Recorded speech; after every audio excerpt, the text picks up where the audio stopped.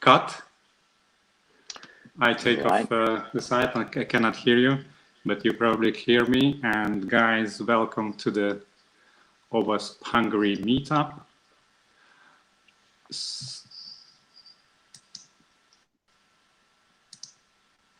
So it's me.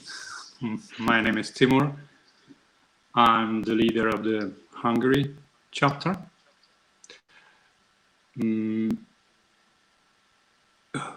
For those who don't know me, I'm a leader of the Hungary chapter while I'm a Russian citizen, but it's a peculiar thing about this chapter. Just for the record, this meetup should have take place in the end of the March. So we are converted traditional in-house meetup into this online thingy. And please excuse us for technical difficulties with delivering. Also, I have to say that Hungary chapter started to do live online meetups like 5 years ago, or more than 5 years ago. And we did a couple of successful online appearances and also failed appearances. So we may fail now as well. And please forgive us for the fuck-ups. We know that we have a problem with sound on YouTube. So if you hear this clipping problem with this sound, it's not something on your end, it's something in Jitsi. So we cannot fix it on our end. At least we didn't realize how we can do that. For sure we could, but we didn't realize yet. And I think that this clipping will not break or distort the enjoyment of the presentations by Mr. Glenn. You can repeat your performance. So one of our presenters today is Mr. Glenn Cate. He will introduce himself a bit later when I finish my BS introduction. And the other presenter is Mr. Davide. Please pronounce your family name because I'm afraid of doing so. Cioccia. So it's an easy one. Davide Cioccia. Yeah, perfect. Is it right? Perfect. Yeah. Okay, I return to myself. The other bad thing in this podcast meetup will be my picture. For probably those who are connecting to our meetup from far away and don't know what Hungary is a country in Eastern Central Europe. The capital is Budapest, not Bucharest. It's often mixed or confused by foreigners. You may remember it like Zen, Buddha, and Budapest. So that's the trick to remember what's the capital of Hungary. Hungary is a small country, like 10 millions, but the same population lives in Sweden, and it's 6 times smaller than Italy. So that's how Hungary is. And this meetup was planned with Balabit, a security company now named One Identity, and even they have a new name, but I don't know because they changed their names as I changed my email addresses. So I just wanted to mention that if it happened before the COVID thing, then it was sponsored by someone a good supporter of us. I wouldn't introduce the topic. However, we have a questionnaire regarding who thinks what about GraphQL security. So I would ask Ksenia to post the form link into the YouTube chat, and guys, be aware that you can chat and ask in the YouTube chat, live chat, I mean, not the comments. And the agenda is the following. And now we have two presentations. The first will be by Davide and the second one by Glenn. And then we will try to do a panel talk when our panelists can ask questions and comment on the presentations. And in the meanwhile, we will be collecting the questions from audience. So that's the agenda, and probably let's start, Davide, right? Yeah, let's go. Let me share my screen then.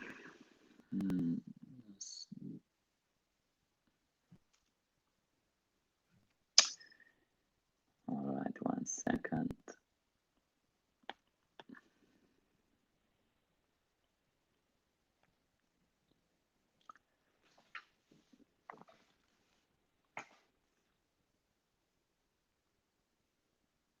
And I guess you should see my screen now. Yeah. All right. So thanks, Timur, for inviting us for the OWASP meetup in Hungary. It would have been better to be in Budapest now, I'm pretty sure. So what we are gonna talk about today is avoiding GraphQL insecurities using OWASP SKF. So we'll go through different vulnerabilities, and but before we'll have an introduction on GraphQL for whom doesn't know or is not familiar with it. So who am I? I'm Davide Cioccia, and I come from Italy, but I'm currently living and working in the Netherlands, and I'm working as a security engineer in ING Bank. I'm a secure software development trainer and co-founder of decodex.com. Of course, I'm an occasional bug hunter, like in the night when I have free time. And I love to speak at conferences and to do trainings. And unfortunately, this year cannot travel, so it's a bad year for that. Together with me today, there will be Glenn, and I guess he will introduce himself right now. We're not going to play this game, Glenn, no? No, unfortunately not. But you know, if you want some tips, I'm happy to give you them in the chat channel. Right. Yeah, because it said it already a bit in my introduction. You know, I used to play a lot of Unreal Tournament games, and that's also where my hobby started. Hacking that game, making an aimbot actually for that game. Well, now I'm the security chapter lead of ING Belgium. Do web application security, mobile, pen testing, DevSecOps. Yeah, also co-founder of DevDev, and also the author, together with my brother, of the OWASP Security Knowledge Framework. Thanks also to Davide for you know, his contributions to the Security Knowledge Framework. So a lot of cool stuff will be shown, but as he also mentioned, later on you will also have the capability of doing all the labs yourself. He also made like extensive write-ups with it, so you can really do it step by step, like the reconnaissance phase, the exploitation phase. So if you cannot keep up with, you know, the whole presentation, then in the end you have the open source labs from SKF that Davide created to yeah, to play with it yourself and in your own pace. Yeah, so that's me. I will give the word back to Davide. Thanks, Glenn. Yeah, as Glenn said, what are we gonna do today is mainly we're gonna go through different topics and different vulnerabilities in GraphQL, and that are not really related to GraphQL, but can be found in GraphQL projects. And after that, we have Q&A sessions and a hands-on session. So don't leave after the talk, and even better, don't leave during the talk, I would say. Because we will have labs, so you can practice on exploiting GraphQL vulnerable projects. So just to give a bit of introduction about the GraphQL, GraphQL was created by Facebook in 2012 and was publicly released in 2015. What this query language does, it actually provides a different way of create APIs rather than the normal REST APIs or the web services architecture we are used to. Because it allows clients to define the structure of the data required, and the same structure is then returned from the server. So using GraphQL, we can actually ask the server whatever we want in return. So without getting all the noise that we get, for example, with the REST APIs. So just to understand better this concept, if we compare the REST APIs with GraphQL to see the power of this technology, think about this simple scenario. So if we have a blog application, for example, and a mobile app needs to display the title of a post of a specific user, and you want to show also the name of the last 3 followers of that post. So what happens in the REST API is that you will need at least 3 calls. So the first call will be used to retrieve the details about the user. So for example, if you see at the top of the slide, we will retrieve the information related to a user with its ID, okay? And we will get all the information that we have. We're getting the name, we're getting the address, we're getting the birthday date, but we actually the birthday, and we don't need it. With the second request, we ask for all the posts, but what we need is actually only the name, the title of the post, and we're getting also the content and the comments. And with the third request, we are asking for the followers of that post. So we only want the name of the followers. So as you can see, the REST API, if we're thinking about a mobile app using REST APIs, we will get a lot of data that we actually don't need, so a lot of noise. What happens in GraphQL is something different, because in this case, we have only one request, as you can see. And what we can say, what we can specify in this request is actually what we need. So what we do in this case is we are sending a post request to the GraphQL endpoint, and we are asking for a specific name of a user. So in this case, we have the user object with ID ER3TG and so on.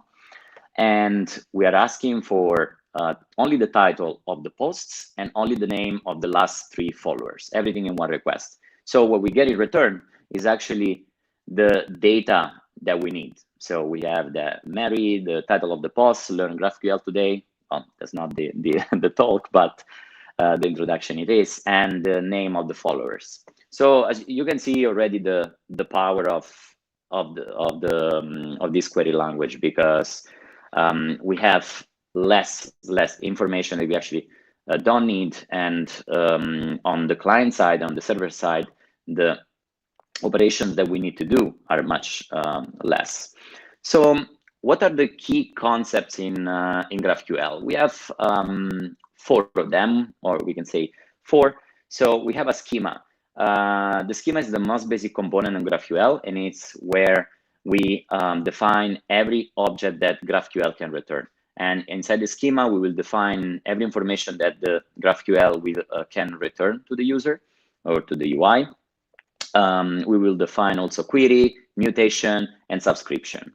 Okay, so a query is a read-only fetch. So if you compare it with the REST API, as we did before, we can say that a query in GraphQL is like a GET for REST APIs. Okay, we fetch data using the query. The mutation is a state changing request. that is followed by a fetch. So a mutation can be represented in the REST word with a put or a post followed by a get, for example.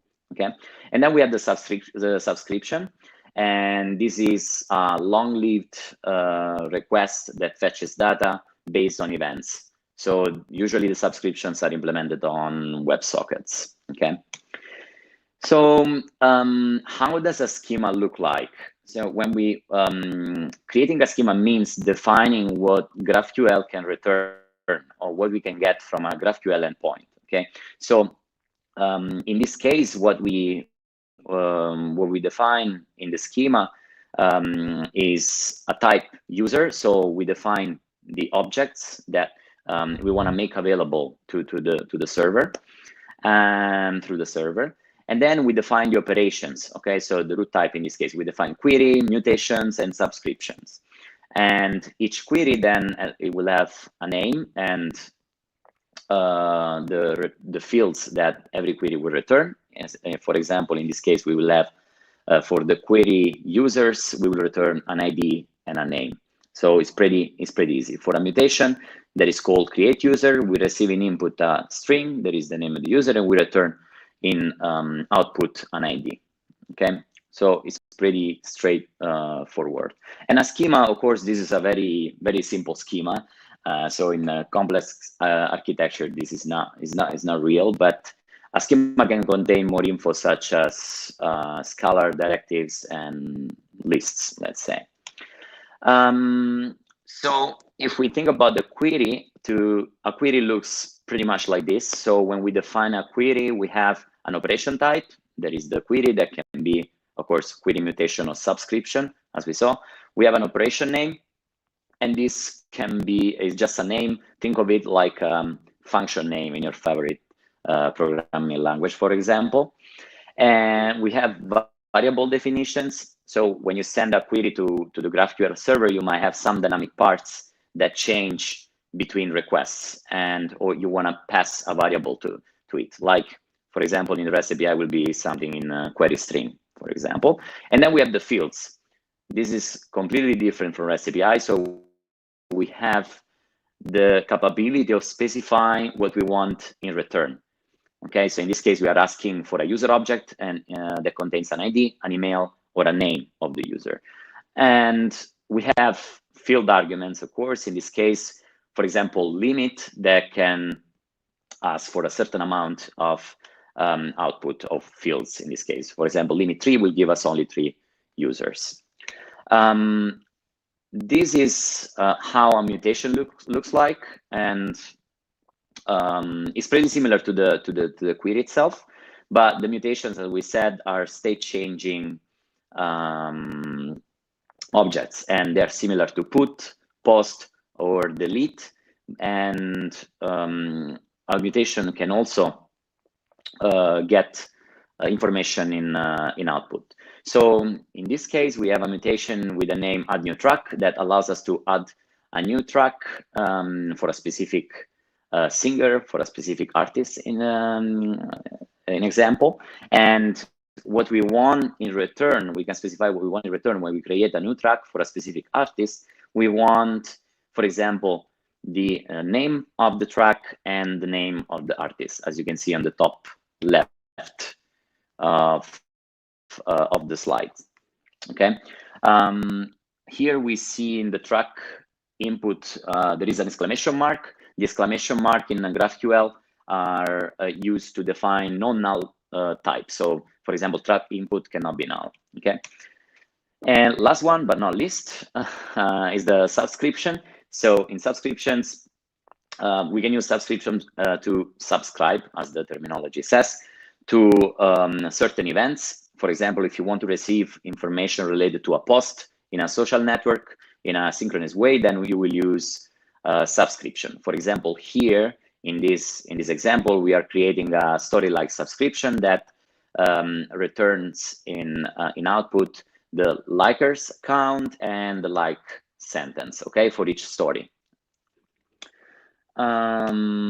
So this was a very quick introduction about GraphQL. but there is more, of course. So if you're interested, there are a bunch of material on labs that will help you go through the content more quickly, understand better queries, mutations, and subscriptions. But I mean, this talk is not about how to use and what GraphQL is, but it's more about what can go wrong in GraphQL. So let's start, I would say.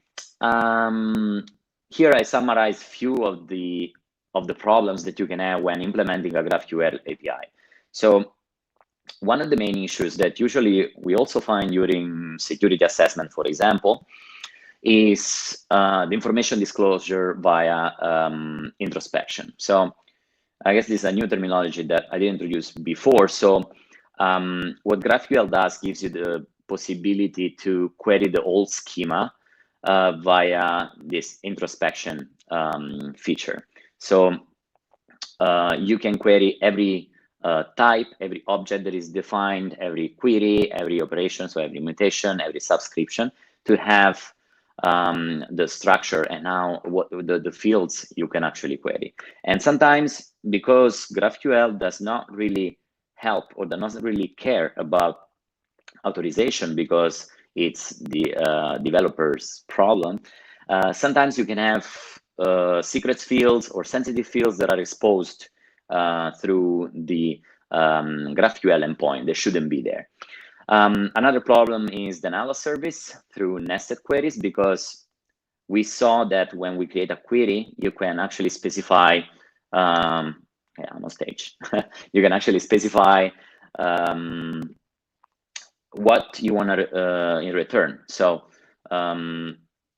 if you can create nested queries or recursive queries, your app will at one point explode if this query is too big.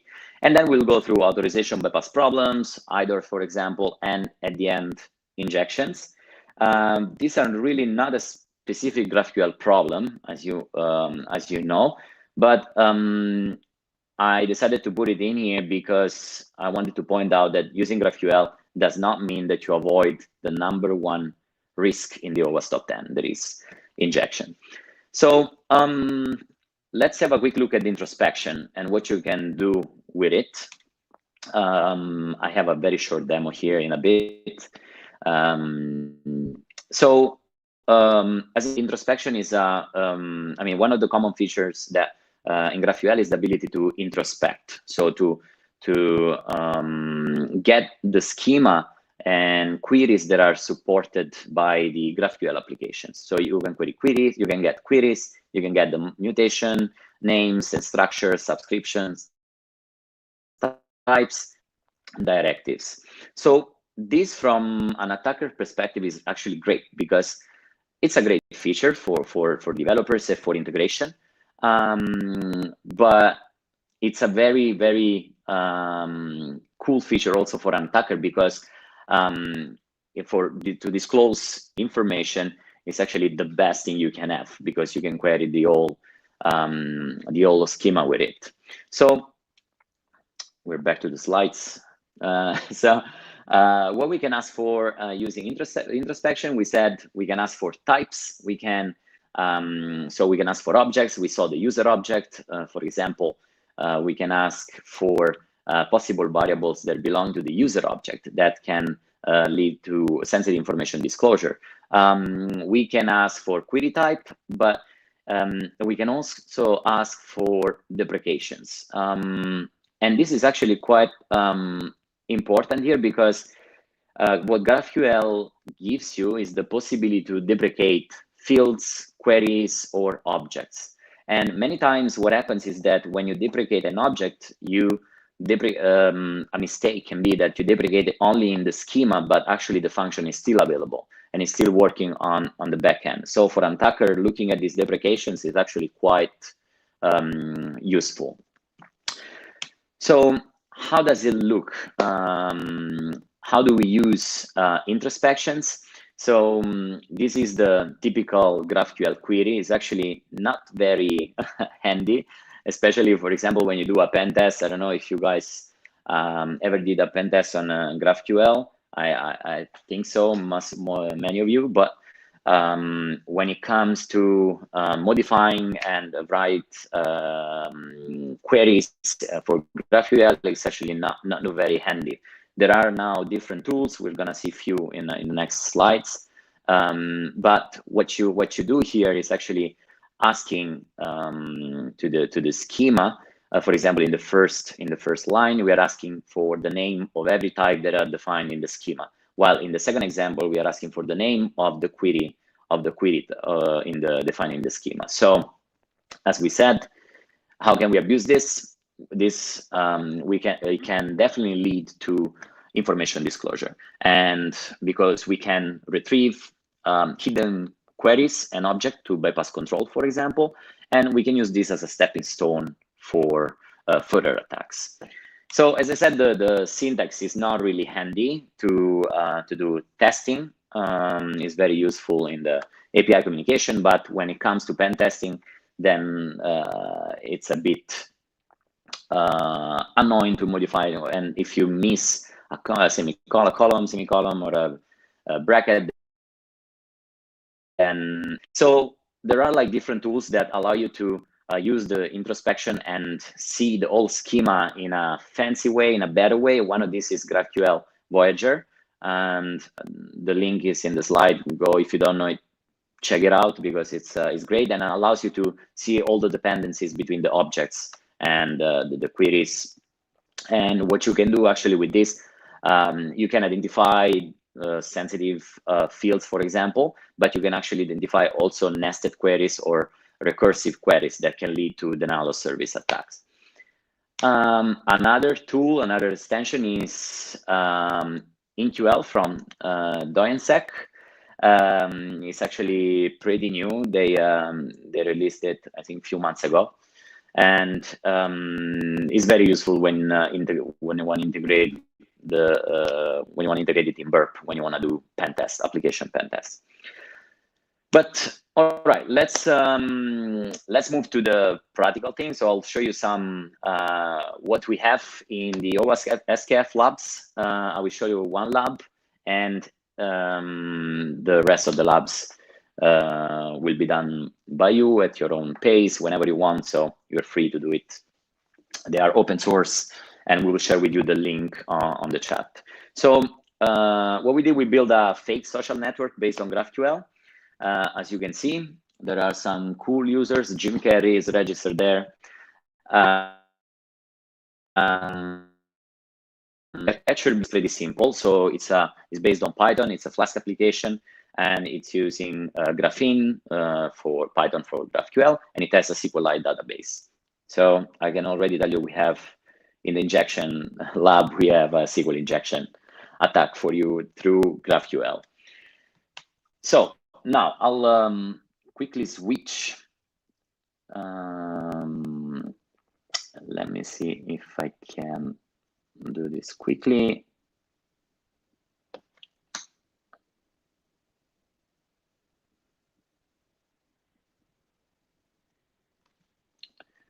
Or, well, that was quick. All right, so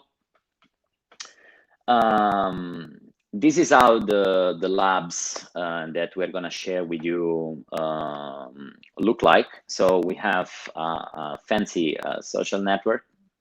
I know it's a stretch to call it like that, but what you can do, you can actually post just messages with a title and a content. That's it. And you can, there are like different users, you can register and see what other users post. But what GraphQL, and in this case Graphene, gives you is the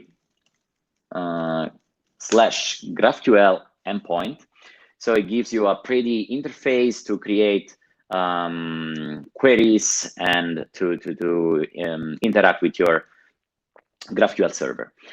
So in this demo, I'll just show you how to create few queries and how we can use introspection to identify possible sensitive information. So for example, as we saw in the slide, if we want to query all the types and all the objects that are used by this application, we can just create a simple query that I called all types, and where we ask for the name of all types. So if we run it, we will see that this application contains quite a lot of objects. And there are some interesting ones. For example, the post object, this one, and the user object that is here, for example.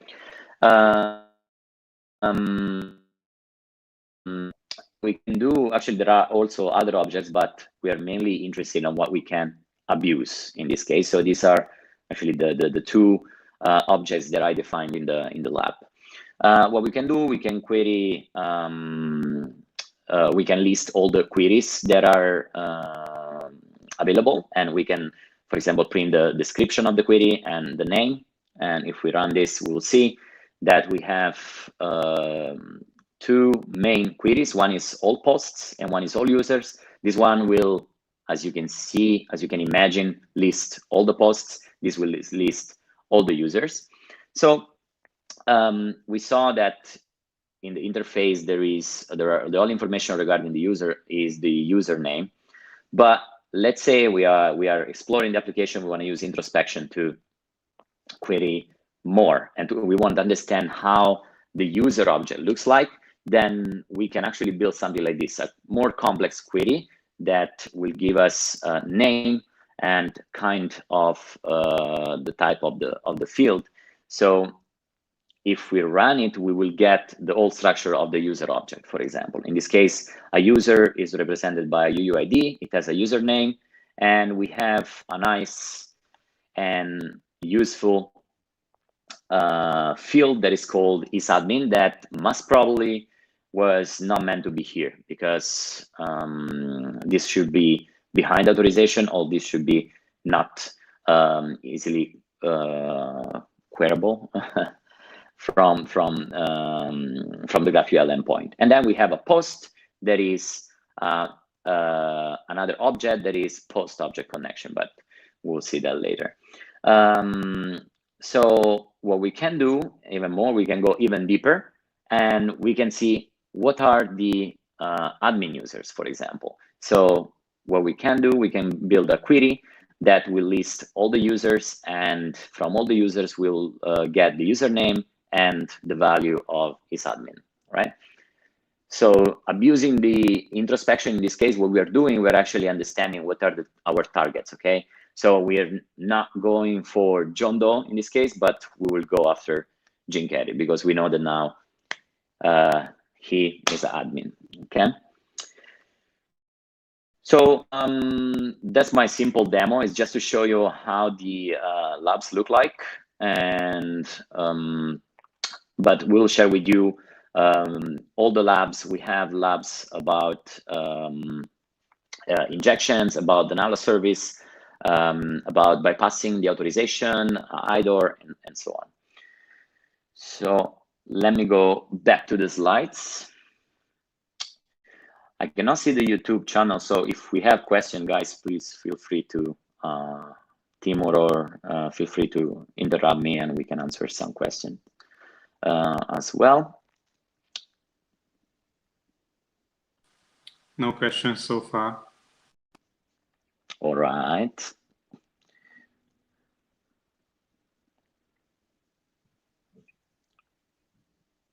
So, Davide. Yes. Let me introduce a question then. So what would be your opinion if we wouldn't have this introspection capability? Is it then still easy to?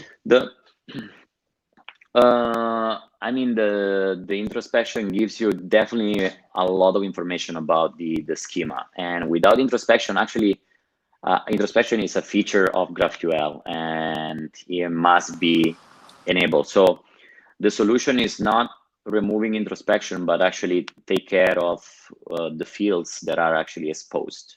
Okay, so you can remove it, but then you go against the criteria of GraphQL, because it's like, you know, in the API to API, for example, you have contracts to know how they should speak. And in this case, you have introspection. But I would definitely solve it in a different way, let's say. Yeah, because for example, in the old school way, you would have like Swagger files that, similar defines all the different calls that you can make, what is expected. And also there, I would say the best practice is to not show it because, there can be functionality in there that you're actually not using anymore, or forgotten, so there is the best practice to remove it, right? Would Yeah, you say for to introspection? keep it secret. Yeah. Yeah, introspection, I mean, if you will find it, I think in 90% of the case, you will find it enabled. But still, even if there is no And introspection, you can still brute force your way.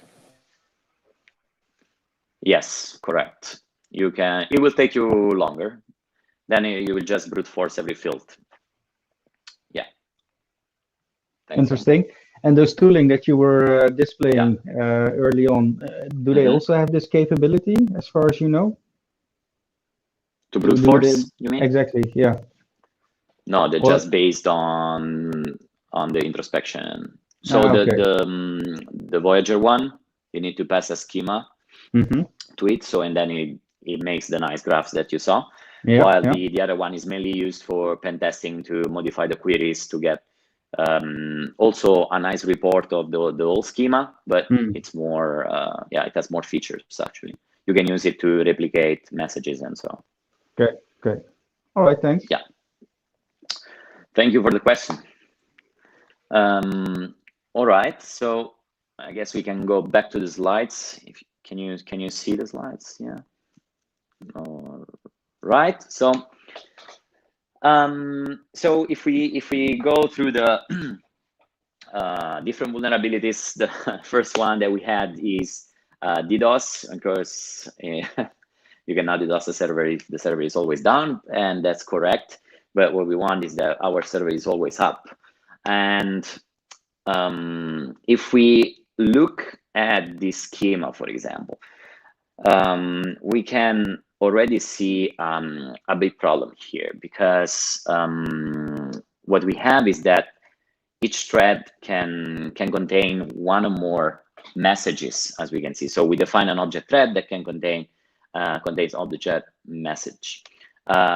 Each message can be part of one or more threads.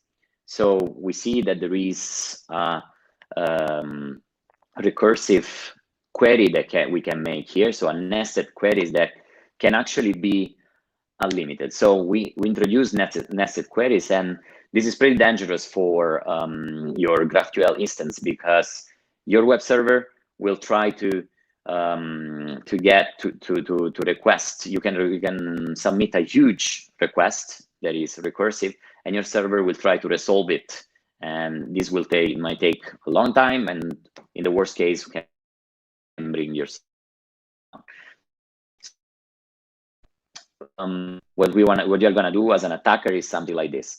So the query in this slide, as we can see, is increasing exponentially. So we are asking for the first 99,999, if I'm correct, messages, and for each message we ask for the thread that where it belongs, and we repeat and we repeat and we repeat. If we repeat it 10,000 times, so and we calculate the complexity, then you guys do the math at home, but this will be a huge calculation and so many cycles that your server will do to get the right results. And of course, what will happen is that your server will hang in the best case scenario, or will go down in the worst case scenario. So, and we have a lab for this. I'm not gonna show it in the slide. Otherwise, this presentation becomes a workshop. But I will definitely try it at home. So, how do we prevent it? How do we prevent that our GraphQL application is prone to denial of service attacks? Well, first of all, if we can avoid recursive nested queries, we need to avoid it, of course. But maybe sometimes we can't, and there are different techniques. There is the possibility to limit, and these are not really easy to define, but it's possible to limit the maximum query depth, or you want to calculate the query complexity before shipping that query, that schema to production, and see how you can optimize it. And of course, you should audit your queries before release every time. Okay. Davide, yes. just a small question. So what I'm a bit surprised is that, you know, that the framework itself, the GraphQL, is not actually coming by, you know, like default, you know, regulated settings, or, you know, when you launch it, it already will say, hey, you have here some interesting nested things. Are you sure about that? Yeah, you can. I mean, it's not coming with the framework, but there are tools that you can use, libraries that you can use to audit that. And yeah, so that's how you will detect that. But of course, if you define a schema, you can define pretty much everything. No, that's true. But you know, I'm just more thinking like most of the new projects, and you know, you see it also with the whole Angular, where they really made it like secure by design with the contextual escaping. You know, they really deliver like the framework itself from the basics, I would say, secure. So you would expect something like this, especially with this nifty type of attacks, right? That you really need to know and be aware of. That's quite in the details, I would say, to also protect, the developer or the user from making those mistakes. So yeah, I totally agree. There should be some security by design, I would say, or some tooling, that could help the developers. Although, I mean, for now there are, but are external to the tool. Yeah. Okay. Yeah.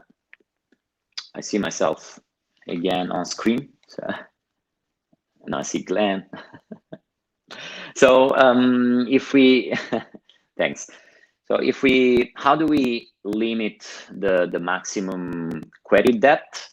We can actually specify in GraphQL. You can actually specify which kind of depth you want to achieve, or what is the allowed one, let's say. So for example, in this slide, we see that the depth of this query is like 6, but we fix the query depth to 3. So this query will definitely fail. It won't even impact your GraphQL instance. Okay, so will not be executed at all. It looks good, but there are some pros and cons, I would say. The pros is that because this query is statically analyzed by the abstract syntax tree, the AST, the query is never executed. So just to give you a brief idea of the AST, that is a structure that is used in compilers to parse the code we write, developers write, and then is converted to a tree structure, and that can be traversed programmatically. That's pretty much it. Statically analyzed, then we can actually detect that the query has depth that is not allowed. The cons is that it's very difficult to cover all the possible query combinations. If we have a simple application, then this is pretty easy to do. But if we have a complex application, then it's very hard to cover all the combinations. It's very hard to maintain because new feature then will add new complexity. What we can do, we can also calculate the query complexity and only allow a specific complexity that we want to define. And in this case, we are just giving to each field a complexity of 1. So we're requesting 1 author, 5 posts, and each post has 1 title. So in this case, if we set the complexity to 4, for example, this query will definitely fail. Okay, and also here we have pros and cons, because a pro is that we can cover more scenarios with that, and we do not execute the query. The cons, again, is hard to maintain, because if something changes, then we need to recalculate everything. It's difficult to calculate, and it's difficult to calculate with mutations, because mutation can change what we have in the response. And so we can have side effects that can be tricky to manage. So Glenn, just to come back to your question, we have some tools to do that. I mean, these are just few. There are plenty online. I just listed 3 here, but there are many more that are coming out. So audit your query before production is just the message that is there for developers, and also for security engineers that want to assess the quality of a schema of of a GraphQL application. Yeah. So the next one is IDOR and mainly authorization related. Just a quick recap about IDOR, insecure direct object reference, for who is not familiar with it.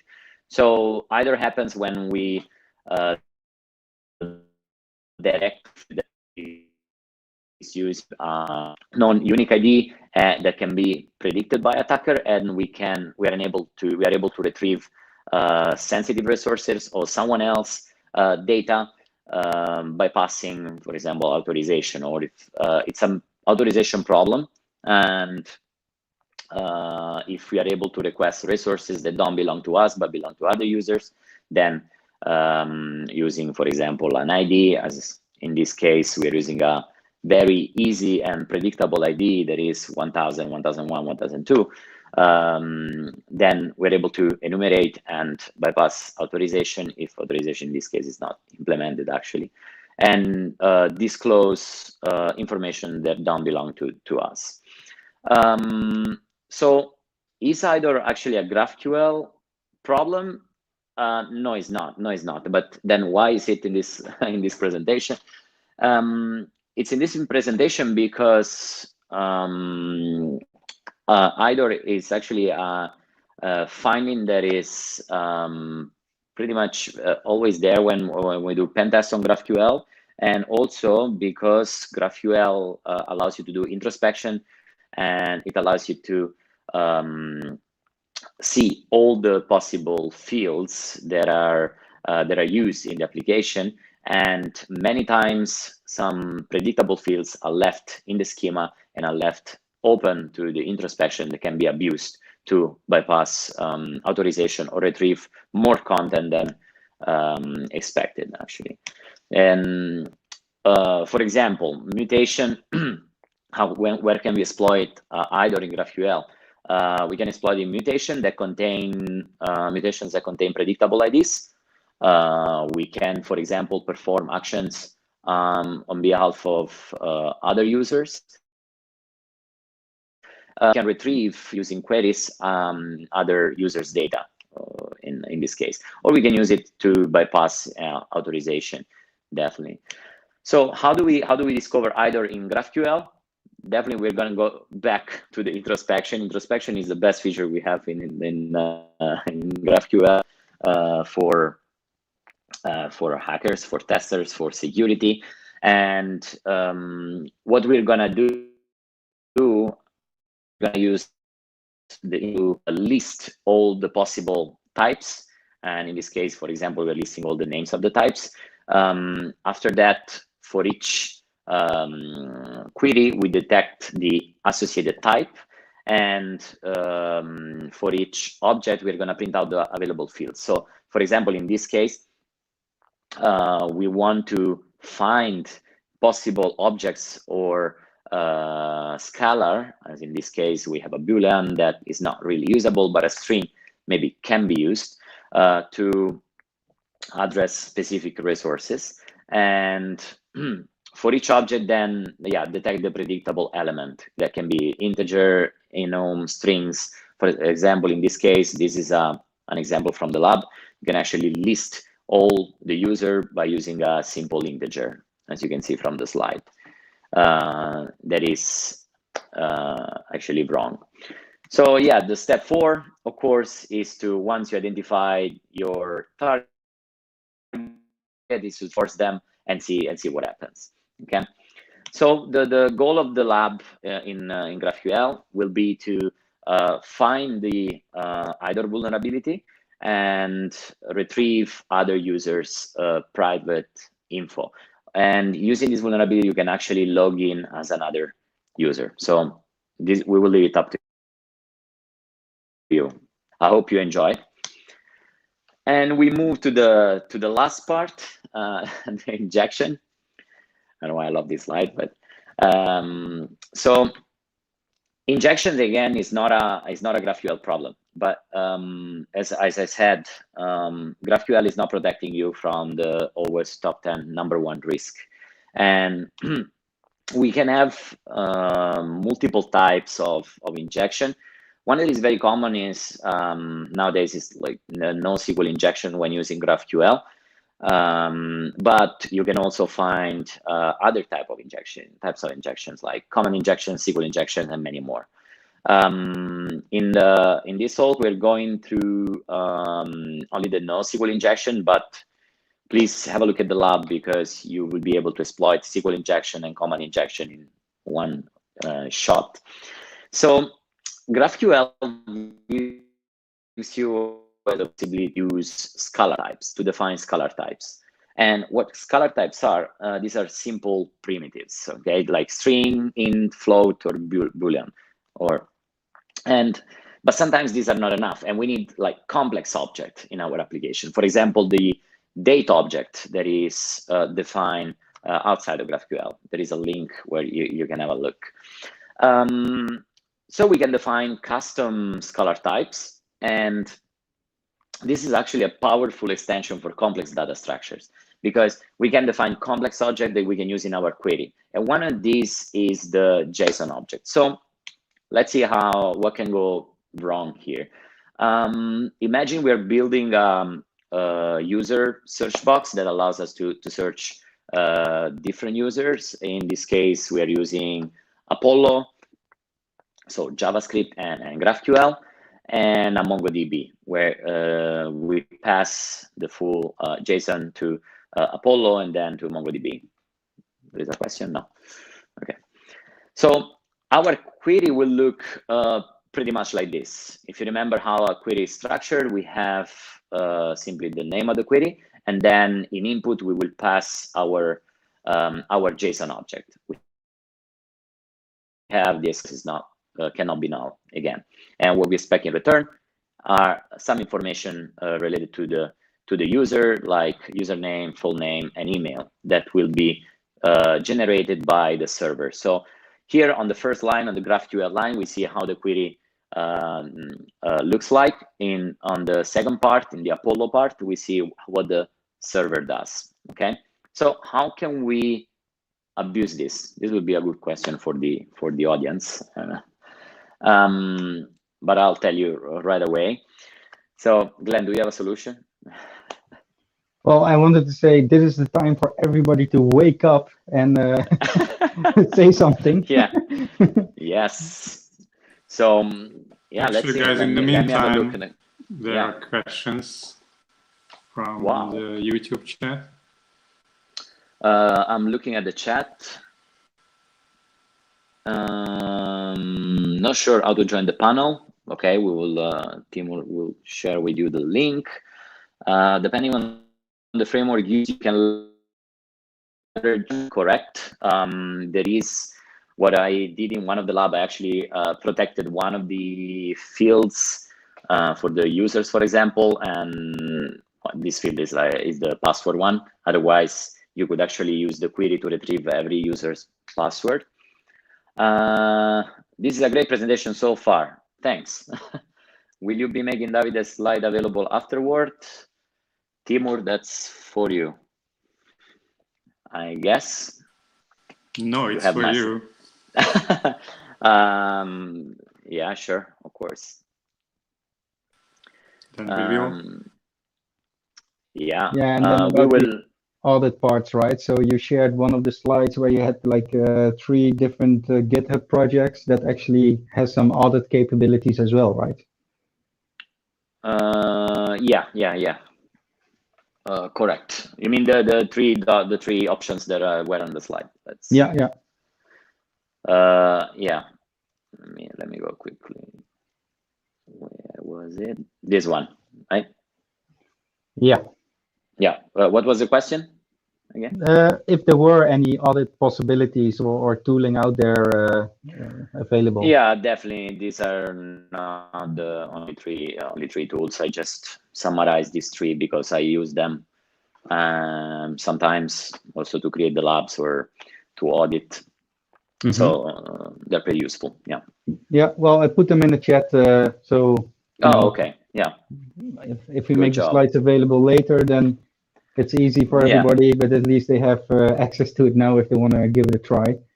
And like you mentioned, they can also be maybe interesting to combine it, those projects using the labs, right, that we're going to do and that we have. Yeah, that's actually a very good point, very good suggestion. So they could use, the labs can be used also to learn how to use other tools to audit the queries. So it's definitely a good idea.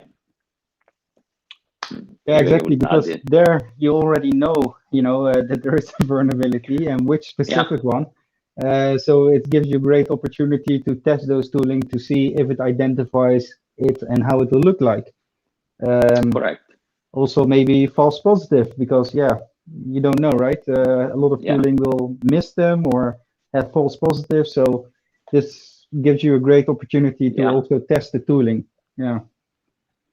Definitely.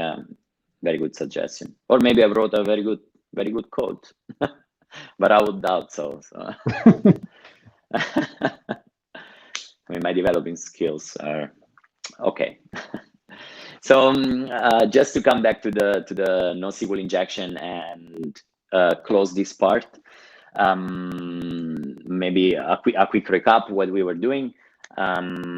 If we have an application that receives in input a JSON object and that is built from the front end, for example, that gets the username of a user, then this JSON object is passed to Apollo in this case, and then GraphQL will be used to retrieve information, and behind we have a MongoDB.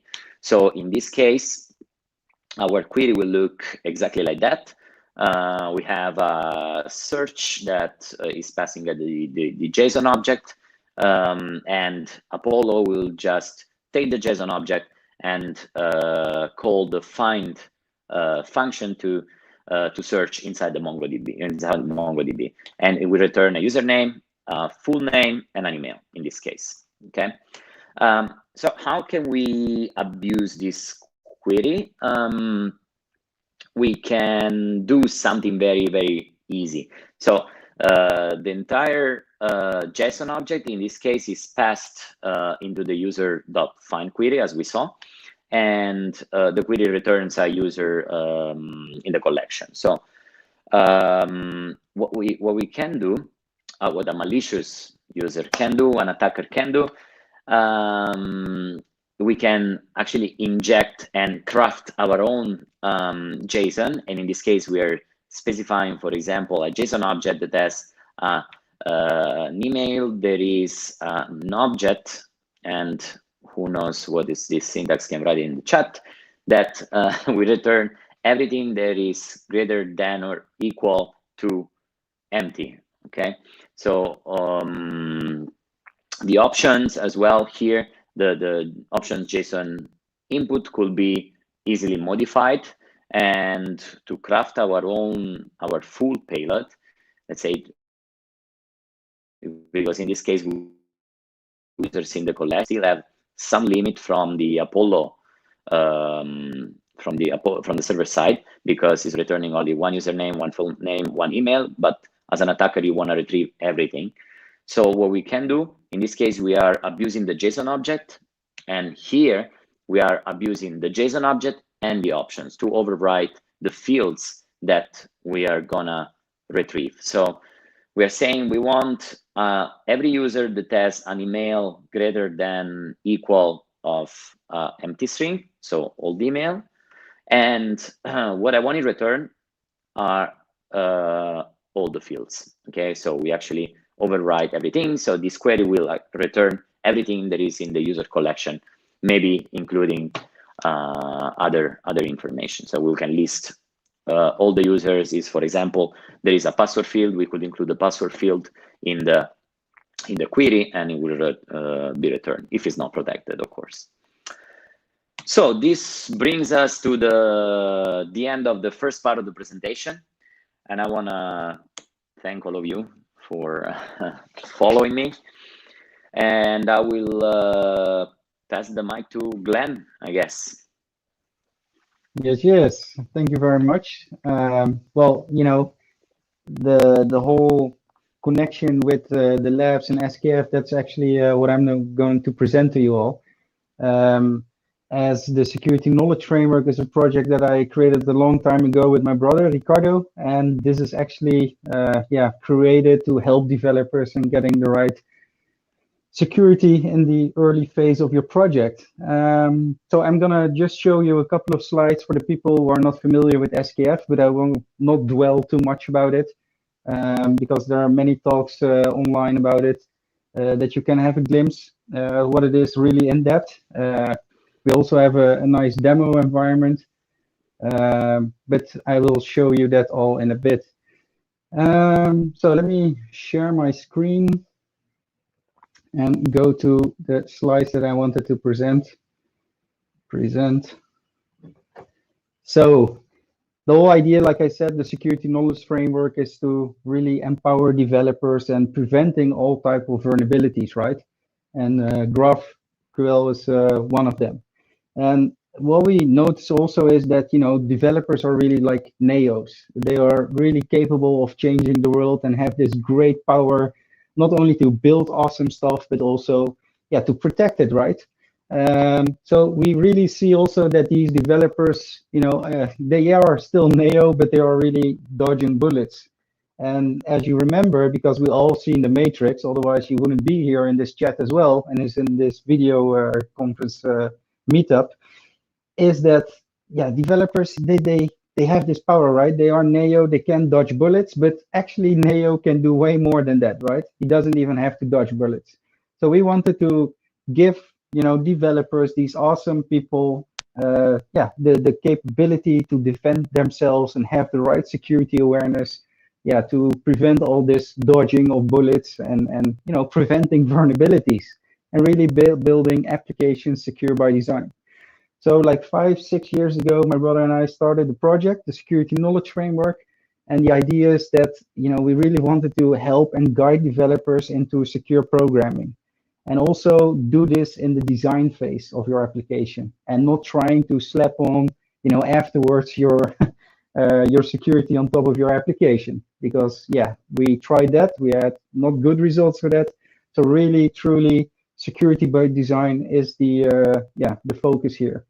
Also, you know, what we saw that, and like I mentioned, Neo is, you know, the perfect person to use this as a metaphor, because like I mentioned, Neo is dodging bullets and Neo doesn't have to dodge bullets. And the same with developers. They build this awesome functionality that most of us simple peasants, I would say, that have nothing to do with IT cannot even dream about how they build this awesome stuff. But it's, the awareness about security. And also, you know, if you look at all the security requirements and the different technology stacks and what can go wrong, just like Davide nicely demonstrated just now with the GraphQL, you know, you need to be aware of this, all these possibilities, how attackers can abuse this functionality, right? So this framework that we built was also to raise the security awareness and do it in a structural way for developers. And also our goal was to be really transparent, you know, and it is an open source project. So everything you will see in SKF, it is there. You can use it. There's no holding back of anything. So it's the whole shebang that you will get when you are using or downloading SKF from the repository. It's all there in the grasper of your hand in one location, one spot where you have all this information and this guidance. And you know, like I mentioned before, security by design is really important, and thus the next slide, setting up the right security requirements, is key when you want to do proper application security. Luckily in OWASP we have other really great projects like the ASVS and the MASVS.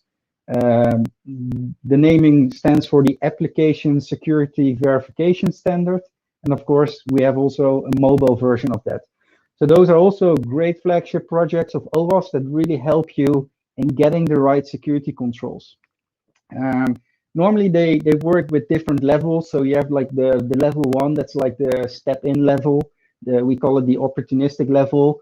So it's a good level to step in and get those security controls already implemented from the start. Normally it's like the low hanging fruit stuff, like making sure you update your libraries, your components, patching, stuff like that. So that's the opportunistic. The level 2 is like the medium. So the standard, and then you have like for really critical applications, you have the advanced level. So the higher you go in the levels, the more controls, you need to think of and be aware of. And if it fits, in your application that you're building, then you should take those requirements into consideration and use them. The thing is that, for example, well, here you see the dashboard of the security knowledge framework. Then you can also ask yourself, what is it actually SKF? Well, the idea is that we have a couple of core features where developers can get that information from, like I mentioned. So you have one spot, one application where you can retrieve all your security-related guidance and awareness. So, for example, we have a section, a page for the checklist, so that shows the developer all the checklist controls for different levels. You have the knowledge base items, so this is like a description solution for different attack vectors or problems or IT jargon, like IDOR, or if you don't know what IDOR is, you could look that up in the knowledge base section. Then we have a code section, so there we have built like 45 code examples per different language to give you the guidance on really code level on how to approach certain type of functionality and build them in a secure way. So not only with the checklist where you have high level controls defined, we also have on the code level really in detail code examples for like a file upload, and then in .NET or Java or Python or Ruby or Go, to really take you on a detailed level through the code, like, this is what you need to think of when you're building a functionality like that. Then we have the other one, that's the labs. Like Davide told you, there are like around 5 GraphQL labs that Davide created for the SKF project. We actually have over more than 60 different labs from SKF in it. So there's way more to do, from the normal SQL injections to the JWT injections to race conditions, and GraphQL. So it's very basic, but also really cool edge advanced case labs in there. Like I said, so we have the ASVS also in the security knowledge framework. That is also quite important, because the other thing that we have for the developers is also creating a sort of funnel for getting the right set of requirements.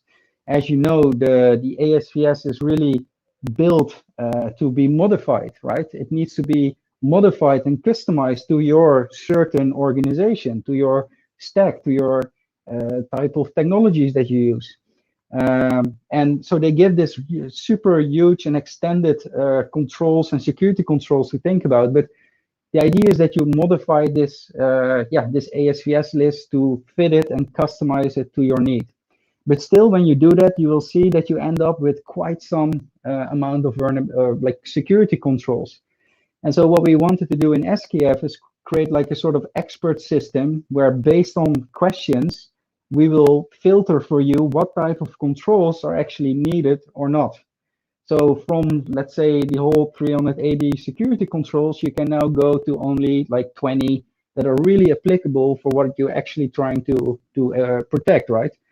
So the developer don't have to go over the whole list, and we make it a lot easier by just having this expert system in SKF that will help the developers before they start programming, getting the right security requirements from an ASVS, for example, and have that as a guidance, as an awareness before they start programming.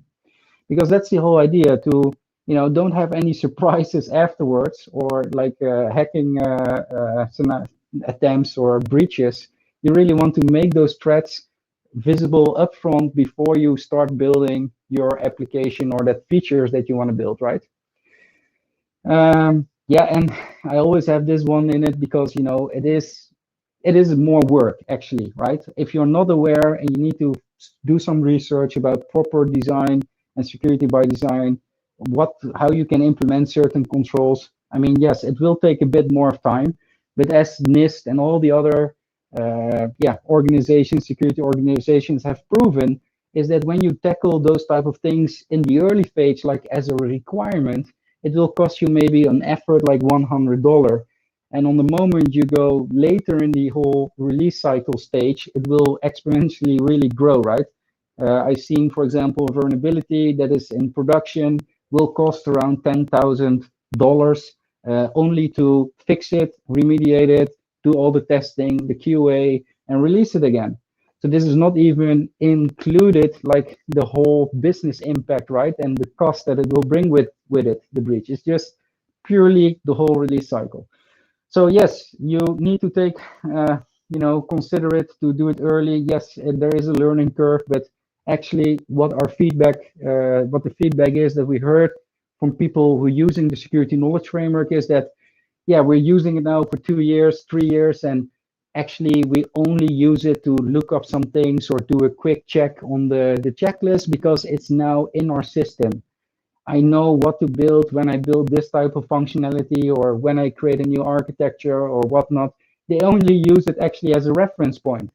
And that is where you want to be, right? That this will be like your second DNA, like merged, and it's just like programming. You don't know how to do it incorrect anymore. This is the way that you will learn how to securely program with all those awareness and those security controls you learn.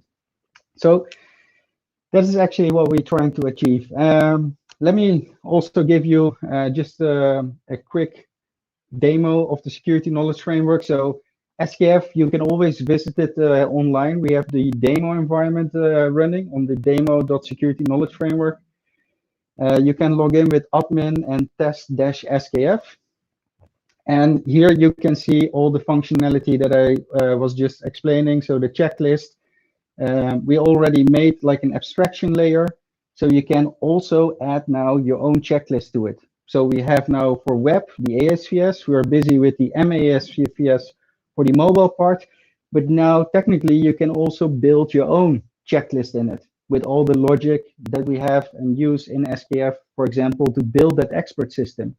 So if you want to have a specific checklist for IoT or for even data protection or your specific organization checklist, you can use SKF to also facilitate that. So that's really cool. So in here, you have the overview of all the categories of the ASVS. You can click on them and you will see the controls that are in there. Also, every control is correlated to a knowledge base item. So most of the people that are really experienced, have a lot of awareness, use SKF, the expert system, for a couple of years, they will probably only use this one to just do a quick reference, like, okay, am I not forgetting something? Because like I said, they learned how to build programs securely. So they use this part only as a reference. Then we have the knowledge base items. So per category, you also have knowledge base items that are correlated to that. And this is basically a whole collection of all types of vulnerabilities or issues or explaining what actually is the issue, right? So we have the description part where we explain what actually the problem is to a developer. And also here we have a solution part where we can guide them in the right direction. Then we also have the code examples. And again, for web, you have different coding examples. For mobile, you should have different. So here is the place where you can put your best practices from your organization or from SKF. As you can see, out of the box, we have like for ASP, Java, PHP, Django, Go, Ruby. We have the most common use functionality actually. And you can click on it so you can get a detailed view on how to do the input validation, how to, in this case, for .NET to enforce how you can generate a secure password and how to do that. So here we really want to go into the details on code level to guide and give an example to the developer how to build certain things. Then we have the other part that is the labs. Well, like I mentioned, we have 5 GraphQL labs, but as you can see, we have actually way more labs already in SKF. And every lab has also a write-up.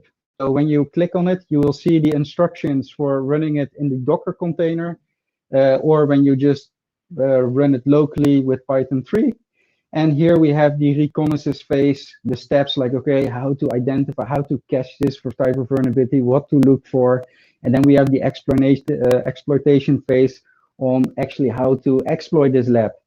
And as you can see, we have quite some over here. And I think all the way here, we also, as you can see, have all the steps for the GraphQL. So if you're really stuck, you can say, well, I'm going to have a peek in that write-up. So at least you are able to do and reproduce all the steps to really exploit it yourself. So that is that. Also, in parallel to this, and also a bridge, what we are doing currently with SKF, we rebuilt the whole Angular and API part. So now we also have in the dev branch this feature where you can actually deploy all those labs from SKF itself. So I'm going to show you a quick demo here, how this new feature that we're busy developing in SKF will look like. So we also integrated, for example, JuiceShop, and we also want to do it with WebGoat and other cool open source hacking labs. So now we are able to choose between SKF labs or JuiceShop. So from SKF, you can click the deploy button, and then in the background using Kubernetes, it's being spin up and you can access them locally. And as you see, we now just launched the awesome other cool project from OWASP JuiceShop from Bjorn, really cool. So yeah, you can also now launch it from SKF, and the same, for all the labs that we have in SKF. So we pressed again the deploy. It will give back, hey, it's running here on this IP and this port. So when you go there, you will see that here is the SKF lab for testing your cross-site request forgery skills. So the idea is that from SKF, you can then really, not only have the knowledge base items, the checklist, the code examples, but also, as a developer, you can learn how to spot and identify vulnerabilities. So when you're done implementing your features and your functionality, you can also, do a quick verification yourself, actually. So that is pretty cool, I would say. The other thing that I wanted to show you guys is the expert flow. So here, for example, we have no project yet. So we create a new project that we want to build. We're gonna create this project, and in this project, we're gonna deliver new features. So we can use SKF to get the security requirements for that feature that we're gonna build in this sprint. So this is a web application that we're going to build. We're gonna use the level 3 security maturity because it's a very critical application. And we're gonna start with the architecture and design. So we select this checklist, and here we have then a couple of questions. And the idea is that if you answer these questions with yes, because you're going to do something with that related to this topic, it will then filter from the ASVS the right requirements that are then specific for your sprint, your project that you're actually doing. So let's say, yes, we're going to do something with authentication, lifecycle, and we're going to do something with error logging. So we go to the next. Here you can add it to a sprint. And as we are the first project, we don't have a sprint yet. So we create a sprint over here. We save. And now, like I mentioned, SKF is correlating all the needed security controls from the ASVS based on the expert system that you now need to take care of and think of. So here you have all the controls that a developer should be aware of based on the sprint and the functionality is going to deliver, right? You can also say, well, for some of like these, I actually don't need it, so you can delete it. You can also export the CSV to upload it in Defect Dojo. So there you can also track it, for example. But this is what a developer would use before building and starting building the functionality in the sprint. And of course, sometimes a sprint is being modified. Sometimes things get added. So what you can do, again, go to the expert system, fill in the questionnaire. You can also select now different things. So maybe you forgot about error handling and logging, or the project manager said, hey, we also need to do that. So you can go to this checklist, add it, and then you can say add to existing. So now we can add these requirements to our existing sprint that we created here. And as you can see, we now got like 4 extra controls added to it. So like these, the ones that you see over here. So this is the part of SKF that's really helping developers in getting the right set of security requirements only specific for their need. And like I said, the good thing also is that you can also modify these controls. So from the SKF, you can modify the checklist and say, this control, remove it because it's not applicable, it's not used in my organization. You can add your own controls to it, to make it really fitting, to your organization. So that is actually then the security knowledge framework. And what is also important, soon we will release this new functionality that you can also deploy the labs, from SKF itself. And yeah, we also enrolled now in the GSOC program, the Google Summer of Code, and we have now mentoring a student who's also going to help us revamping the whole user interface and the flows in there. So we're really excited, and thanks Google for this great project, GSOC. To have this great improvement also in SKF. So there will be some really nifty releases coming up soon, and I would say have definitely a look at the demo environment. Also, every hour the demo environment is being spin up freshly, so also be aware of that, that the data is refreshed every hour. A tiny bit about the labs. So how are we able to do and spin up the labs? We created a Docker Compose file, and in there we defined all the services that is needed for SKF to run locally.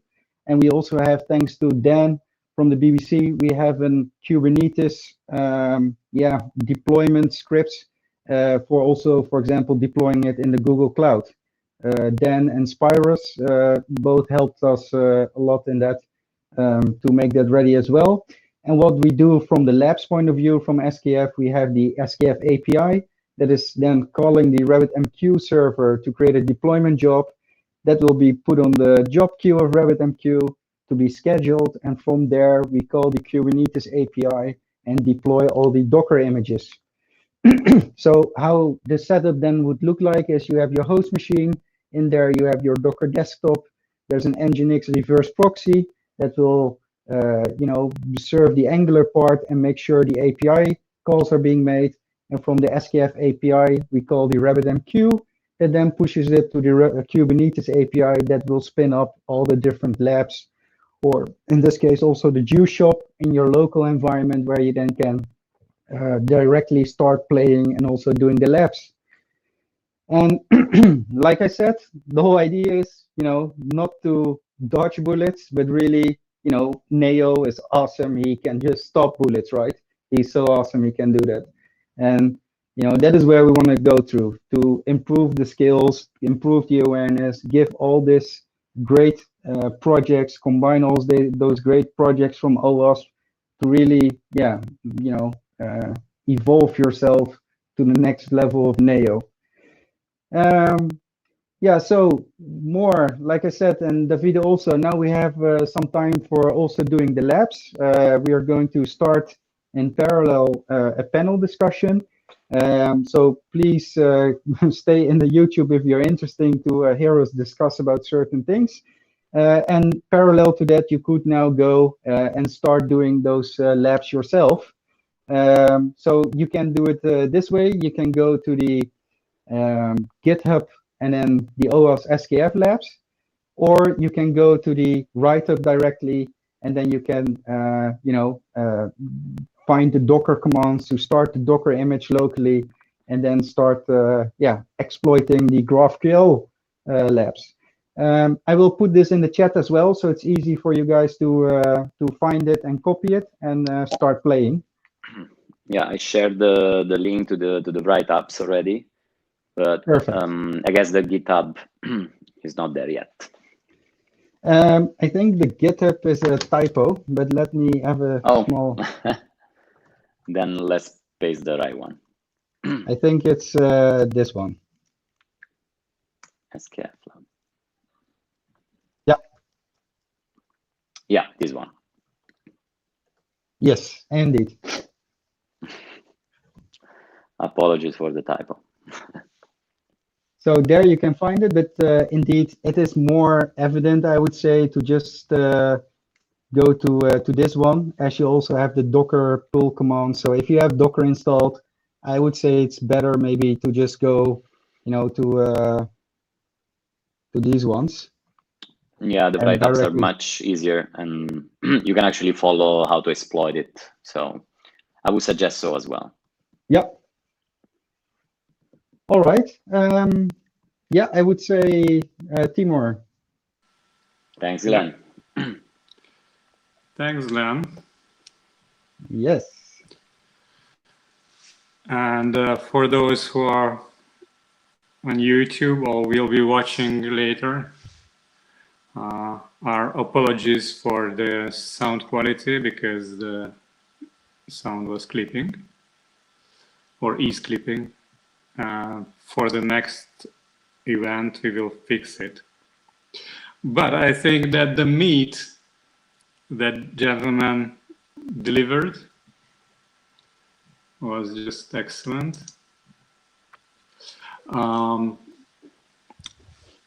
Yeah. And now for our panelists, please ask some questions or do your comments. Maybe some critical remarks. Anyone? Fabio, Jean-Bor?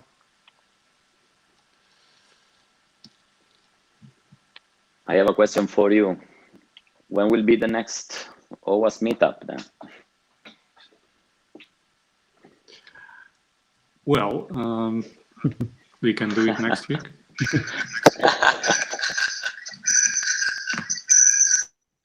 Oh, sorry. Yeah, that's a bit early. But... Oh, echo. Yeah.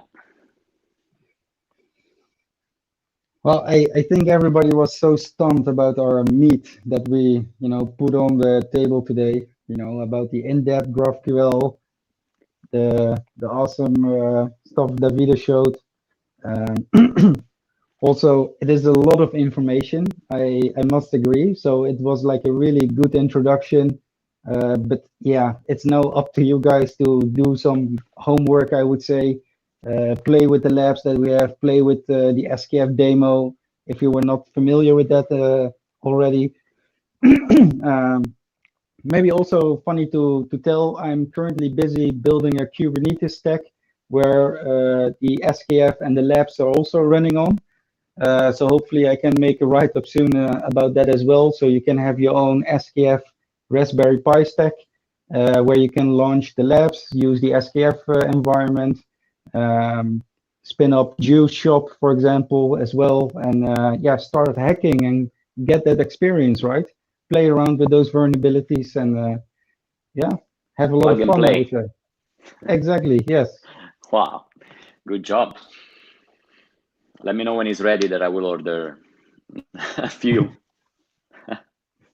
Exactly. Yes.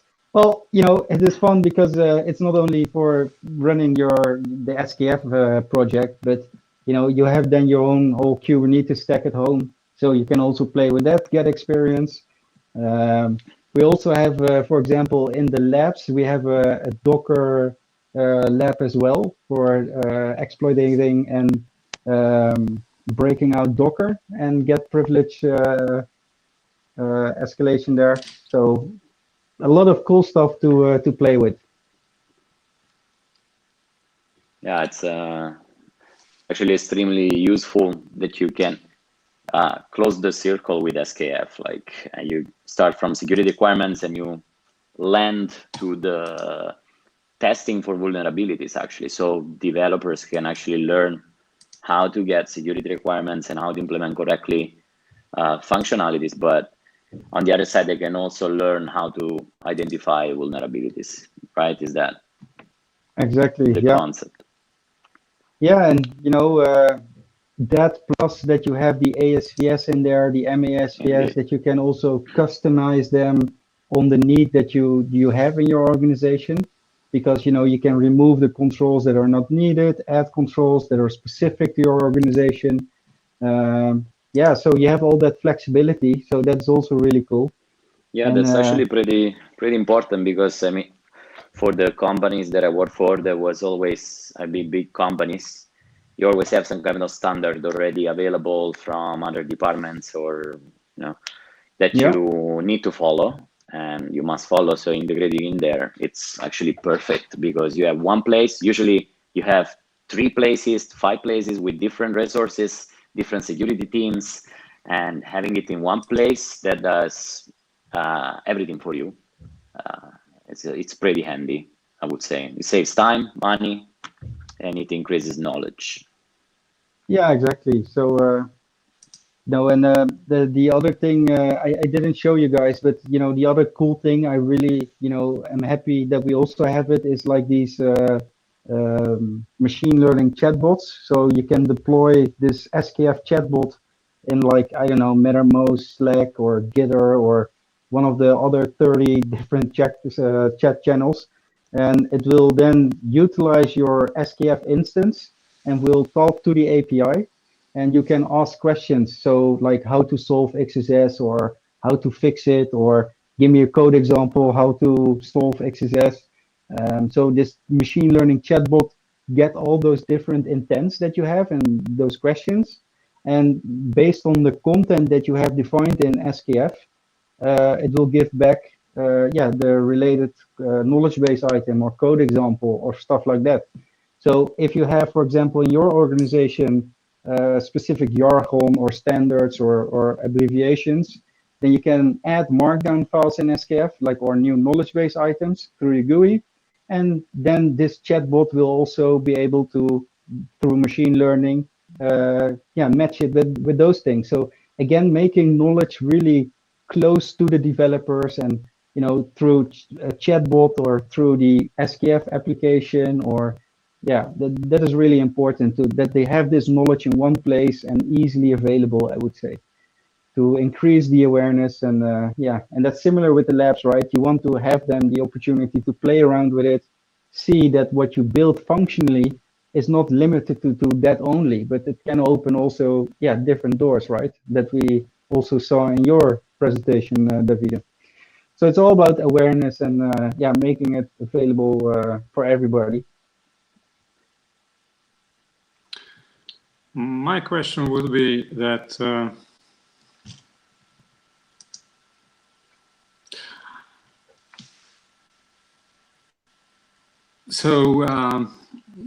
Glenn, probably the major problem with this SKF and presenting about SKF, that it's less exciting. So we always have to make a sidecar topic.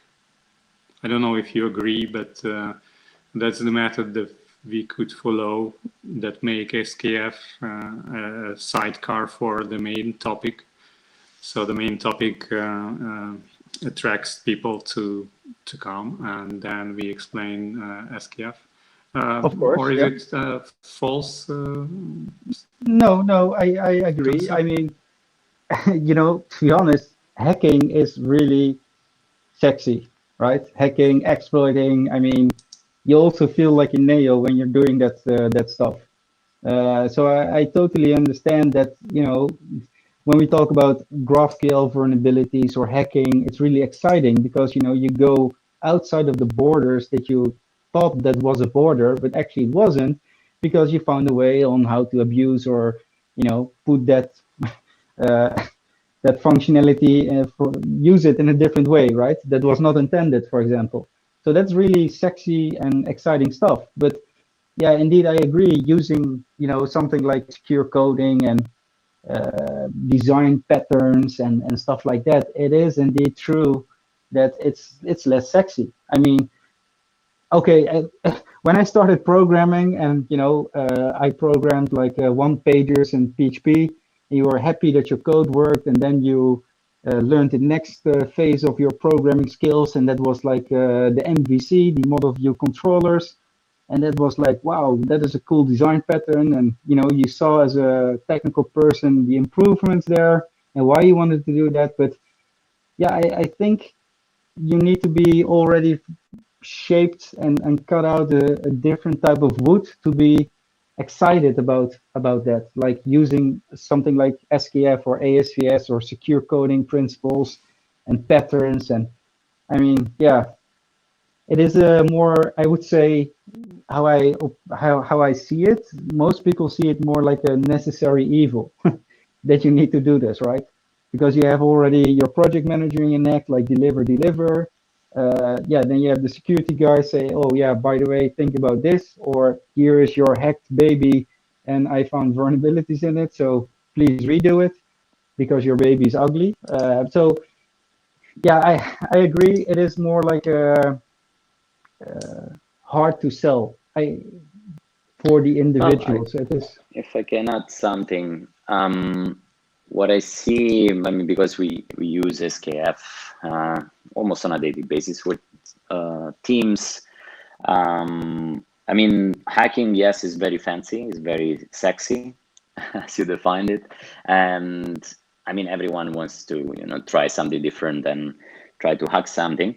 But what I see also from more aware, security aware developers, let's say, or more mature developers, is actually the need, or they really want to know how to protect their code and not how to exploit their code anymore. When they started, maybe, yeah, they want to know how, you know, you can tweak something, you can exploit it. But if you give them training and you give them knowledge, the next step, and as you said, yeah, it's more on a high level, the next step is defend your code.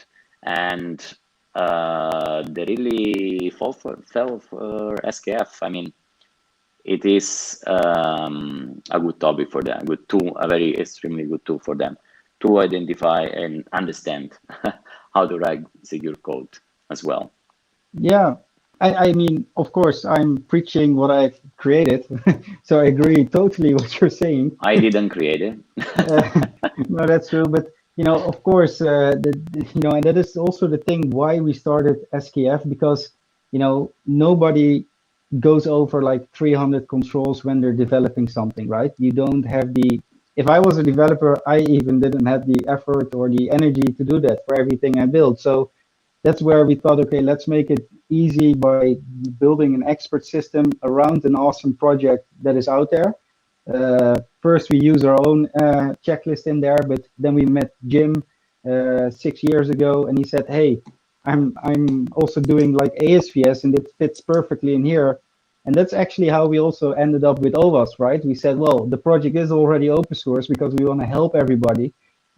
So yeah, that is how we actually got involved with OWASP, thanks to that. And yeah, the whole idea is to help developers, because you know, in my other slides and talks, I always say, like, you know, it is only getting more complex and harder. So there's going to be more requirement, more specific cases like GraphQL, where you maybe also need to have some very specific requirements.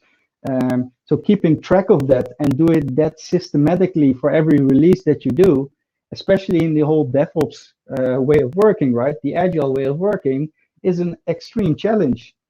Yeah, so that is how the whole SKF was born. And yeah, from a developer, I mean, when we do talk to the developers and get their feedback, they are like really enthusiastic, and they say, wow, awesome that I now know these secure design patterns and know how to protect myself against these type of vulnerabilities. And also, like you mentioned, organizations, they see the benefit because, yeah, less vulnerabilities to production. So that means less fixing, less overhead, and you can also release your projects on time. And everything is built, you know, secure by design. So it is true that only really the secure or the mature developers, that they are really finding this very interesting and want to know more and dive into it. But indeed, it is really coupled to a maturity level, I would say, of the developer, right? Because you know, when I started developing, I was already happy that my code worked. Yeah, and then you are going to look in the other possibilities, learn the really like design patterns of development, like the MVC, like whatever. Yeah, so it's also a bit of a maturity and yeah, maybe also a pride thing now, because yeah, nobody feels good when their application or their piece of code that's being pushed to production has a huge vulnerability in it, right? So luckily, I see also the last year that there is at least now focus on secure development. And I mean, we tried every silver bullet. We tried the sauce, the DOS, the magic bullets, everything. And you know, like I said in all my talks, my other talks, they definitely do add value. They are a good safety net, but they are not nailed. They are not the developers who have the context, right? So if you train them, make them aware, and how to approach this in a systematically way, right, and give all those resources at their hand, yeah, they are really, you know, going to fix our vulnerabilities and making secure applications. Yeah, so that was my preaching of SKF. I hope you liked it. Well, my remark was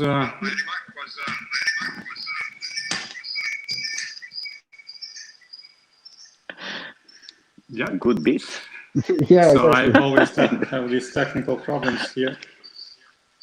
I will mute it. So do we want to put some music? And still there are like 20 listeners, and for the whole session we have around 20.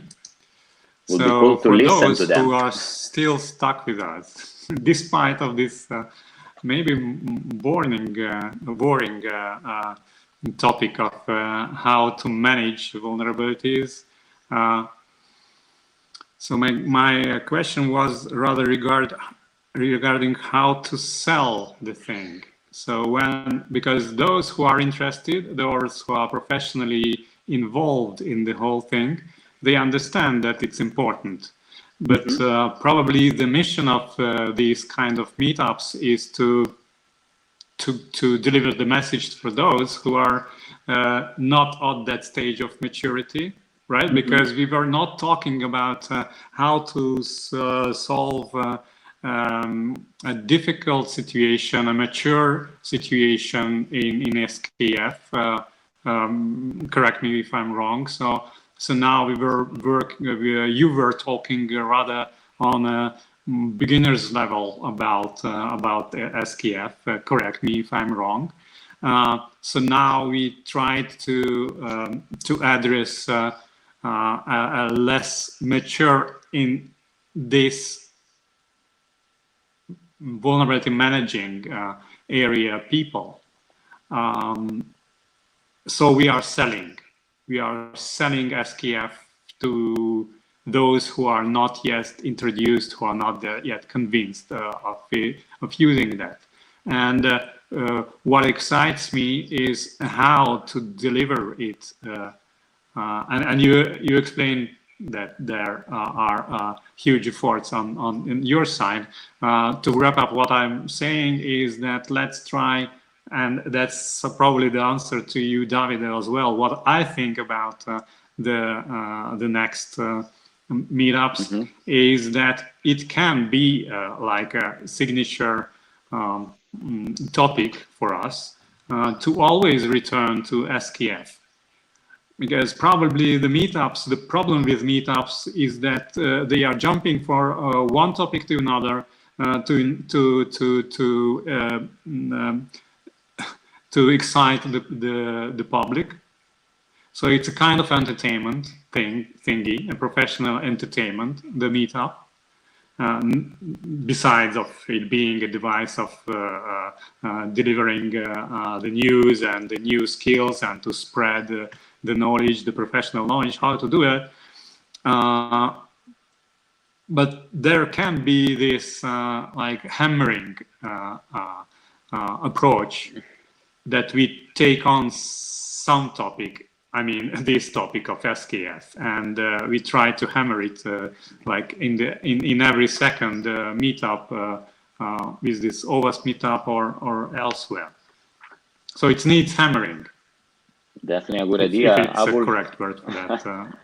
I will combine it with maybe with drinks. A closing question, but please, Glenn, react to that, because I'm very like empathetic on your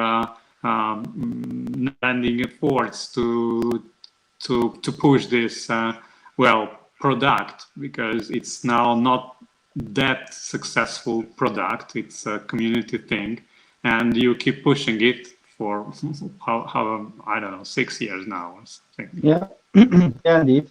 Yeah, to be honest, I think we have in those 6 years, like, well, actually, in those last 3 years, we see that, for example, 1.6 million, I think, people downloaded SKF and ran it.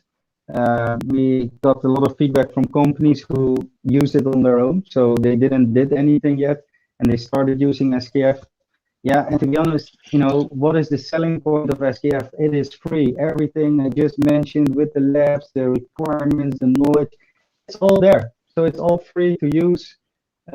So, you know, it doesn't hurt to have a look and to try it.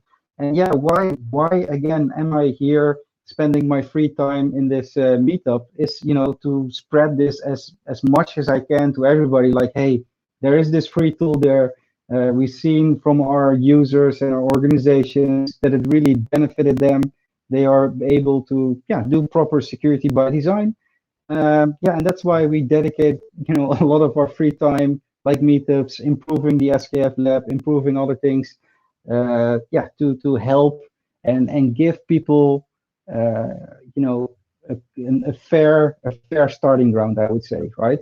There's no huge budget that you need to buy this awesome bullet or whatever. It is out there for grabs, right? So yeah, that's the whole idea, to make it available for everybody for free, and also, yeah, to make it a bit better, right? The whole world, because I'm doing pen testing, as you saw in my introduction, when I was playing Unreal Tournament, and it is still shockingly easy how to hack and own certain organizations, applications. And, you know, I think with a tool like SKF, we can prevent like 99% of those vulnerabilities.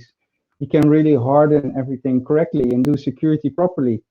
Yeah, and because it's open free, so open source and free, everybody has a fair chance to do it properly. If you're a big organization, small, maybe a one-guy developer on the attic, yeah, everybody has the same fair chances to do it properly, right? And me as a security researcher, I want to focus on very edge case stuff, like really hard, advanced attacks. Yeah, and when we're still not aware that there's something like SQL injection or cross-site scripting, or what the proper design patterns are to prevent those type of vulnerabilities, yeah, then we're doing it wrong, right? We need something. So this is where, you know, SKF is born from, to work in a very agile environment where you have multiple releases in a day to empower those developers. And, you know, also to come back, like, you know, where would the beginner start or the expert? That's the beauty, I think, also of SKF, that it's so flexible. There is no wrong way on how to use it. Maybe it's not the optimal way to use it, that's something else. But at least everything you get from SKF and you utilize or use already, that's already a win, right? And I agree with the hammering. You know, the more people know, the more people I can give this speech to and are aware of SKF and all the other great OWASP projects that we include in our SKF projects. Yeah, the better. I mean, there are awesome projects and people should know about it. So. Yeah, that's how OWASP works, that we have some kind of ideas that we want to deliver, and in this process we do the community and we deliver to the community stuff that is useful.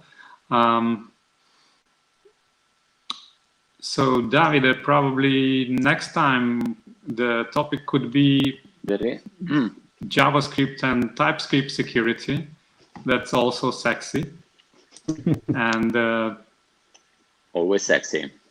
And maybe there is a question for Glenn, actually, from what? I'm sexy, from yeah. Fabio. Yeah. Oh, yeah. Saying, for an organization who wants to start with SKF, what would you recommend as first steps? Well, I mean, that's a good question. So normally there needs to be like an incentive, right? I mean, if it's just extra work on top of it, there's no incentive or like something you get from it as a developer, then it can already be hard. So it should be part of a process. So for example, in the other company I worked there, we had releases like, I don't know, 20, 30 times a day. And they said to me like, yeah, so how are you going to do security there? Well, of course you have your SOS and your DOS tooling, and that helps, and it's a good safety net, but you're always too late, right? You cannot wait till those tools are run and then, you know, go to production. So there was the incentive. If the developers use SKF for their releases, then they can release to production if they consider all those requirements and follow them up for their features and the things they do. And there also what we did was like twice a year going and using SKF and the ASVS to really go over all the controls in like a team formatting and really identify also on implementation level if there were wrong or missing controls. And the cool thing about this is that, again, it's like a whole learning experience, you know, that everybody's in the room sharing knowledge about, well, functionality of the application, but also possible implementation flaws, because I'm challenging them on the implementation of certain controls. So you have also this knowledge sharing, right? And then also we did like a penetration test by an external one, just as a verification. But here the incentive was that, you know, you are not blocked in your release cycle if you use the SKF, if you use the security requirements that come out of it. Okay, there can still be like wrong implementations of those security controls. That's true. So you could still have vulnerabilities, but you know, the amount of vulnerabilities really reduced a lot when you use something like the ASVS and SKF, because you are already aware of certain vulnerabilities. So those mistakes you will not make. So I would really, my advice would be like, think about incentives. So if there are certain mandatory steps that they should do normally when you did not have this quality in there, the security requirements, that when a team does it, they get speed, they get incentive, so they don't have to wait maybe for the pen test team to pen test it. Or so incentive is also, I would say, important, where they gain speed, because that's actually what makes a developer also his life happy. Speed, and not only the developer, but especially also the project manager, right? So I would say that is an important one. If you wouldn't have all those things, right? No quality gates like, I don't know, DOS tooling, code reviews, pen test, things like that. Yeah, then it's already gonna be a bit more tricky, because you're giving them extra work to do, and what is there to gain for them, right? So having like an incentive and also like a maturity level is I would say would then be the first step. That is the whole idea of shifting left, right? Moving security from the top right, say, to the left. So going from pen testing, dust, SAST, YAST, whatever you wanna name, to more of defining security requirements, threat modeling your applications, continuous threat model actually, because in an agile way of working, you have continuous releases, so you want to add new threats, remove old threats, and keep a snapshot of your application, and of course keep the required up to date. And I guess it fits perfectly there. Yeah, and yeah, I totally agree. So that is an key movement, and yeah, if you don't have those shift left and those I would say quality gates and set up, I would still use SKF, use the controls in there, fine tune them, of course, right? To your organization, to the stacks, the technology stacks that you're using, and at least let me try to experiment with it and help them and guide them in it. The review, for example, the expert system. I mean, more they aware, the less vulnerabilities they are going to produce. So even a strict, I would say, incentive and maturity program, it will still have benefits. You could, for example, host inside your organization, like pizza sessions. That's something I also do with my team members, where sit together, we use the labs or all our great material, and together we educate each other, right? Explain things.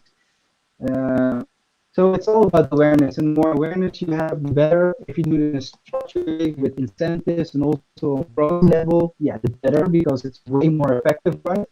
But even in a loosely way, it will already benefit. If you learn them a couple of new things that they're aware of, like how to do